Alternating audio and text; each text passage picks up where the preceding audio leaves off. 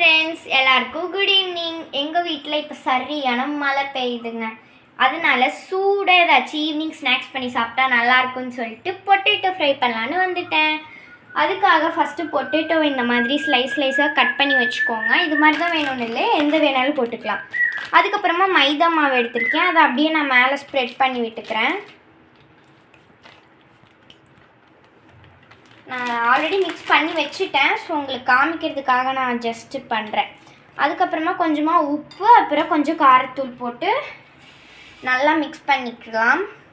Mix பண்ணதுக்கப்புறமா வந்துட்டு stove on பண்ணிவிட்டு பற்ற வச்சுக்கிறேன்.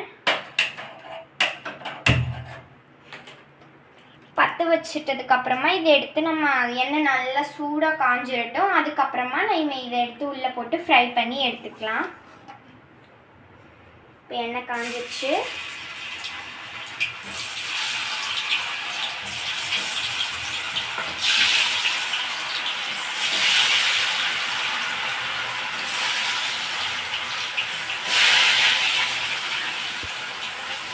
நம்ம நல்லா இதை போட்டுட்டு இன்னும் அது நல்லா ஃப்ரை ஆகட்டும்.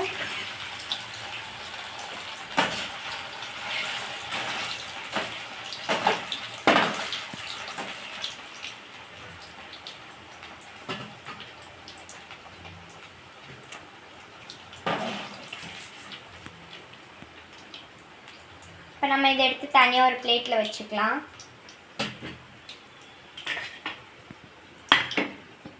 இது கூட கொஞ்சமாக உப்பு போட்டுட்டு உப்பும் காரத்தூளும் போட்டு நம்ம மிக்ஸ் பண்ணிக்கலாம் வேணும்னா. இல்லைன்னா அப்படியே சாப்பிட்றதுனாலும் நம்ம சாப்பிட்டுக்கலாம், அது உங்கள் விஷ்.